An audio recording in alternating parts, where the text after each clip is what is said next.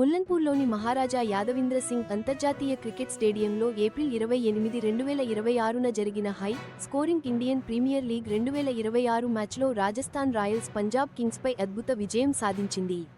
Punjab Kings నిర్దేశించిన 208 పరుగుల 5 వికెట్ల నష్టానికి భారీ లక్ష్యాన్ని రాజస్థాన్ విజయవంతంగా ఛేదించింది.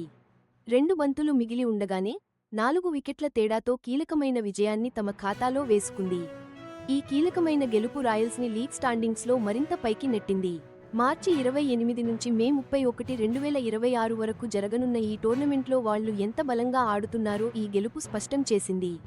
38,000 మంది ప్రేక్షకుల సామర్థ్యం ఉన్న Punjab Kings home ground Mullanpur దూకుడైన బ్యాటింగ్, వ్యూహాత్మక బౌలింగ్ మార్పులతో నిండిన ఒక ఉత్కంఠభరితమైన పోరుకు వేదికైంది. సాధారణంగా బ్యాలెన్స్గా ఉండే పిచ్ పవర్ ప్లే తర్వాత బ్యాట్స్మెన్కు అనుకూలంగా మారుతుంది. ఈ మ్యాచ్లో కూడా అది తన ప్రతిష్టను నిలబెట్టుకుంది. 2 జట్లు భారీ స్కోర్లను నమోదు చేసేందుకు వీలు కల్పించింది. కఠినమైన లీగ్ దశను ఎదుర్కొంటున్న ఈ 2 ఫ్రాంచైజీలపై ఈ ఫలితం గణనీయమైన ప్రభావాన్ని చూపుతుంది.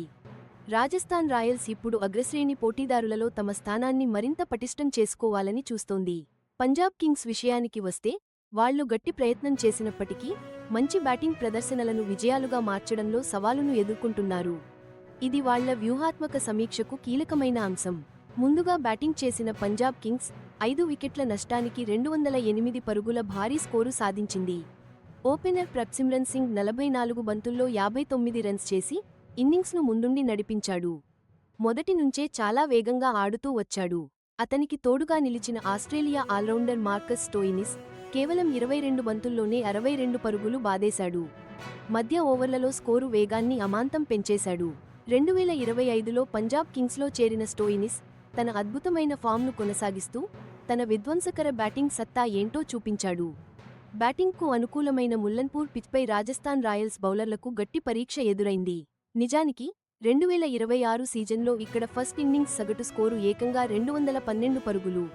కింగ్స్ బ్యాటర్లు విధ్వంసం సృష్టిస్తున్నా సీనియర్ పేసర్ సందీప్ శర్మ కీలకమైన వికెట్ పడగొట్టగలిగాడు.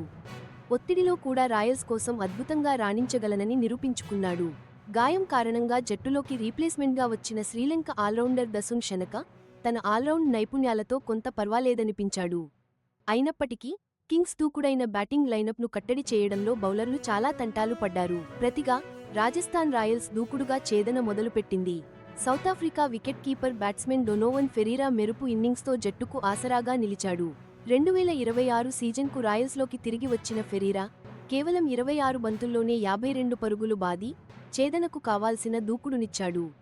రాయల్స్ జట్టుకు కీలక ఆటగాడిగా ఉన్న 2026 సీజన్కు కూడా నిలబెట్టుకున్న భారత యువ సంచలనం ధ్రువ్ జురెల్ 20 బంతుల్లో 16 పరుగులు చేసి మధ్య ఓవర్లలో కీలక మద్దతునిచ్చాడు.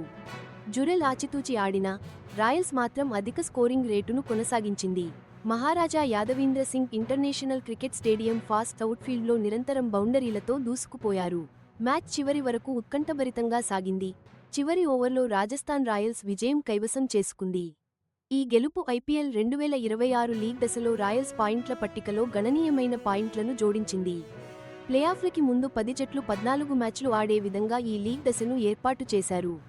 శ్రేయాస్ అయ్యర్ నాయకత్వంలోని పంజాబ్ కింగ్స్ జట్టు రాబోయే మ్యాచ్ల కోసం ప్రిపేర్ అవుతున్న క్రమంలో ముఖ్యంగా సొంత మైదానంలో భారీ స్కోర్ని డిఫెండ్ చేయడంలో తమ బౌలింగ్ ప్రదర్శనను సమీక్షించుకుంటారు.